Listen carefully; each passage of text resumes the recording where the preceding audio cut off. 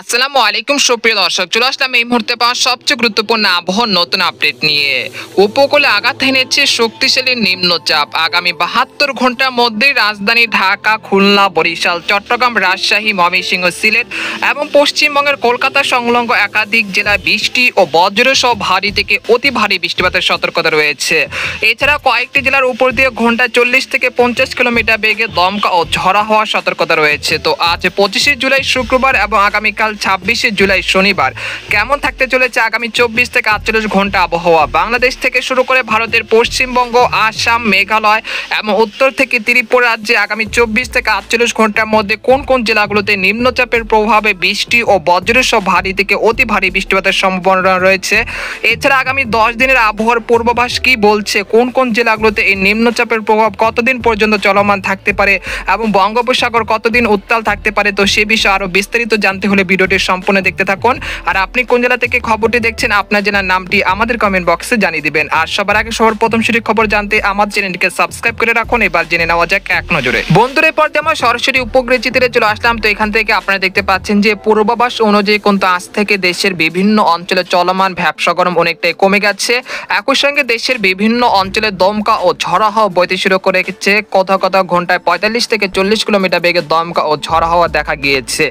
এবং সকাল থেকে এই পর্যন্ত বরিশাল, পিরোজপুর, মাঠবাড়িয়া, খেপুপাড়া, লালমোহন, খুলনা, সাতক্ষীরা, শ্যামনগর, যশোর, শাইলকুপা, চুয়াডাঙ্গা, তারপর নড়াইল এসব জেলা কোথাও কোথাও দফায় দফায় বৃষ্টি ও বজ্রসহ মাঝারি থেকে ভারী বৃষ্টিপাত হতে দেখা গিয়েছে। এছাড়া চট্টগ্রাম বিভাগের কক্সবাজার, কুতুবদিয়া, মহেশখালী, টেকনাফ এসব জেলাগুলোতে সকালের দিকে এবং এই মুহূর্তে কিছুটা বৃষ্টি ও বজ্রসহ ভারী বৃষ্টিপাত চলছে।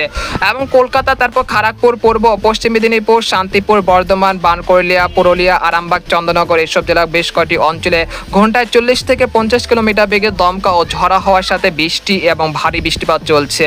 এবং দেখা যাচ্ছে রাজশাহী, রংপুর, ময়মনসিংহ, সিলেট বিভাগে সেরকম ভারী বৃষ্টিপাতের কবলে পড়ে নেই। তবে আগামী ২৮, ২৯, ৩০ এই টানা ৩ দিন দেশের উত্তর পূর্ব অঞ্চল এবং পশ্চিম অঞ্চলে বেশ কয়েকটি অঞ্চলে মাঝারি থেকে ভারী বৃষ্টিপাত হতে পারে। তো আজ রাতে কোন কোন জেলাগুলোতে বৃষ্টিপাত হতে পারে সেজন্য আমরা ইউরোপিয়ান যে মেঘের বার্তা রয়েছে সেখানে আমরা সরাসরি চলে আসলাম।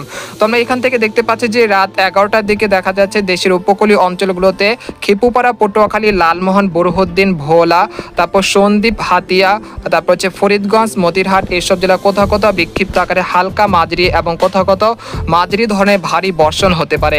এছাড়া এখানে দেখা যাচ্ছে খড়গপুর, কোলাঘাট, কলকাতা, হলদিবাড়ি, তারপর হচ্ছে আরামবাগ, চন্দননগর, বর্ধমান, তারপর হচ্ছে বানকরলিয়া, পুরুলিয়া এইসব জেলা বেশ কয়েকটি অঞ্চলে একটানা মুষলধারে ভারী বর্ষণের সতর্কতা রয়েছে, যেটা আলিপুর আবহাওয়া দপ্তরের তরফ থেকে সতর্কতা জারি করা হয়েছে। এছাড়া আজ রাত ২টার দিকে দেখা যাচ্ছে খেপুপাড়া, তারপর হচ্ছে মতিরহাট, লালমোহন, কক্সবাজার, কুতুবদিয়া, মহেশখালী, রাঙ্গামাটি, বিলেশ্বরী, বান্দরবন এইসব জেলা কোথাও কোথাও ভারী থেকে অতি ভারী বৃষ্টিপাত হতে পারে। তাছাড়া রংপুর, ময়মনসিংহ, সিলেট এবং রাজশাহী বিভাগের আকাশ আংশিক মেঘলা থেকে পরিষ্কার থাকতে পারে এবং উত্তর পূর্ব দিক থেকে ঘন্টায় ৩০ থেকে ৪০ কিলোমিটার বেগে দমকা ও ঝড়া হাওয়া বয়ে যেতে পারে।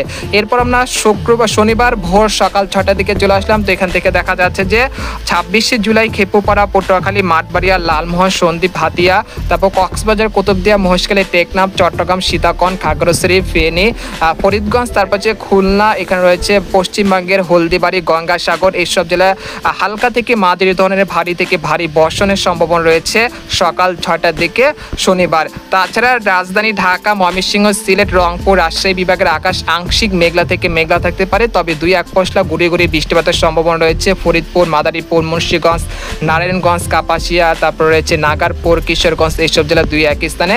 একই সঙ্গে কুমিল্লা, তারপর হচ্ছে ভারতের ত্রিপুরা রাজ্যের আগারতলা, আমবাসা এইসব জেলার বেশ কয়েকটি অঞ্চলে বৃষ্টি এবং হালকা মাঝারি বৃষ্টিপাত হতে পারে। আর পশ্চিমবঙ্গে দেখা যাচ্ছে যে নিম্নচাপটি যেটা আঘাত হানিয়েছে সেটা কিন্তু জামশেদপুর এবং ধানবাদে অবস্থান করছে এবং খড়গপুর, কলকাতা, পূর্ব ও পশ্চিম মেদিনীপুর এইসব জেলার বেশ কয়েকটি অঞ্চলে ভারী বৃষ্টিপাতের সম্ভাবনা রয়েছে ২৬শে জুলাই শনিবার। এরপর আমরা বেলা ১১টার দিকে চলে আসার পর দেখতে পাচ্ছি যে এখানে কিছুটা বৈরী আবহাওয়ার সতর্কতা রয়েছে। তো এখানে দেখা যাচ্ছে খুলনা, সাতক্ষীরা, শ্যামনগর, বাগেরহাট, পিরোজপুর, মাঠবাড়িয়া, খেপুপাড়া, লালমোহন, তারপর বরিশাল, ভোলা, মতিরহাট, সন্দ্বীপ, হাতিয়া, কক্সবাজার, কুতুবদিয়া, চট্টগ্রাম, সীতাকোন, তারপর রয়েছে খাগড়াছড়ি, ফরিদগঞ্জ, তারপর হচ্ছে কুমিল্লা, রাজধানী ঢাকা এইসব জেলা কোথাও কোথাও হালকা থেকে মাঝারি ধরনের ভারী থেকে ভারী বর্ষণের সম্ভাবনা রয়েছে ২৬শে জুলাই শনিবার বেলা ১১টার দিকে।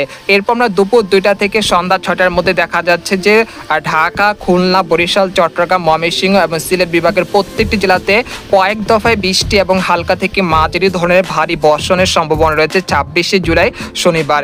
এরপর আমরা সন্ধ্যা 6টার দিকে চলে আসলাম। সন্ধ্যা 6টার দিকে আসার পর দেখতে পাচ্ছি যে এখানে অতি ভারী বৃষ্টিপাতের সম্ভাবনা রয়েছে সিলেট, জৈন্তাপুর, সাতক, জাকান্নাথপুর, তারপর হচ্ছে বালাগঞ্জ, বারলেখা, কুলাউড়া এইসব জেলা বেশ কয়েকটি অঞ্চলে। এরপর আমরা রাত 10টার দিকে চলে আসলাম শনিবার। তো এখানে দেখা যাচ্ছে যে ঢাকা, রাজশাহী, ময়মনসিংহ, সিলেট বিভাগের আকাশ কিন্তু কিছুটা পরিষ্কার হতে শুরু করেছে। একই সঙ্গে পশ্চিমবঙ্গের আবহাওয়া পরিস্থিতি কিছুটা স্বাভাবিক হতে শুরু করেছে। তারপর আবারও দেখতে পাচ্ছি 27শে জুলাই রবিবার থেকে আবারও কিছুটা বৃষ্টি বা বজ্রসহ বৃষ্টিপাতের সম্ভাবনা রয়েছে রংপুর, ময়মনসিংহ, সিলেট এবং ঢাকা বিভাগের বেশ কয়েকটি অঞ্চল এবং দেশের উপকূলীয় অঞ্চলগুলোতে, যেমন সন্দ্বীপ, হাতিয়া, খেপুপাড়া, পটুয়াখালী, কক্সবাজার, কুতুবদিয়া, মহেশখালী, টেকনাফ এইসব জেলাগুলোতে। এরপর আমরা রাত 10টার দিকে সকাল 10টার দিকে চলে আসলাম 27শে জুলাই রবিবার। সকাল 10টার দিকে আসার পর দেখতে পাচ্ছি যে রংপুর, ময়মনসিংহ, সিলেট, রাজশাহী, ঢাকা, খুলনা, বরিশাল, চট্টগ্রাম বিভাগে বেশ কয়েকটি অঞ্চলে হালকা থেকে মাঝারি ধরনের বৃষ্টি এবং মাঝারি থেকে অতি ভারী বর্ষণের সম্ভাবনা রয়েছে।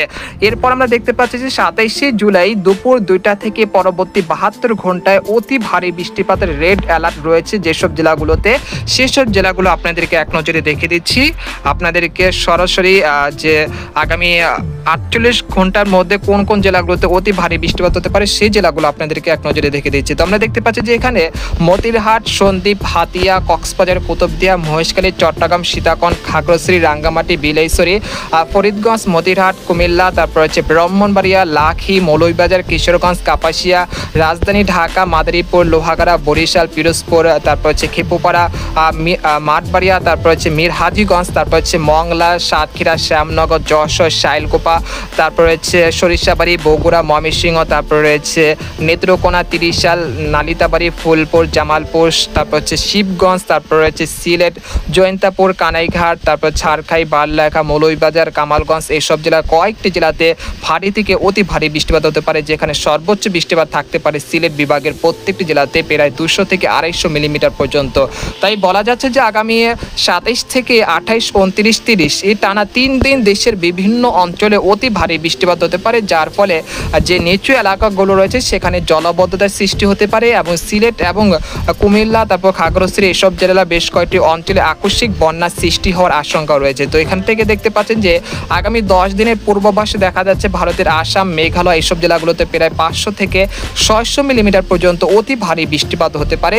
এরপরে আকস্মিক বন্যার সৃষ্টি হতে পারে সিলেট, জাগান্নাথপুর, জৈন্তাপুর, কানাইঘাট, সুনামগঞ্জ, নেত্রকোনা, তারপর হচ্ছে ইটনা, হাবিবগঞ্জ, মৌলভীবাজার, কামালগঞ্জ, তারপর হচ্ছে নাসিরনগর এসব জেলা কোথাও কোথাও তীব্র বা ভয়াবহ বন্যার কবলে পড়তে পারে আগস্ট মাসের প্রথম সপ্তাহ দিকে। তাই এখন থেকে যারা সিলেট বিভাগে এখনো বৃষ্টির অপেক্ষা রয়েছেন তারা আর কিছুদিনের ধৈর্য ধারণ করুন, তারপরেই কিন্তু একটি মহা বৃষ্টি বলে আসতে চলেছে, যার ফলে কিন্তু সিলেট বিভাগের বেশ কয়েকটি অঞ্চলে একটানা ভারী বৃষ্টিপাতের কারণে কিন্তু ভয়াবহ বন্যার আশঙ্কা রয়েছে। আর বঙ্গোপসাগরে আগামী কবে নাগাদ শান্ত হতে পারে সেটাই আপনাদেরকে দেখে দিচ্ছি। বর্তমানে বঙ্গোপসাগর বেশ উত্তাল রয়েছে।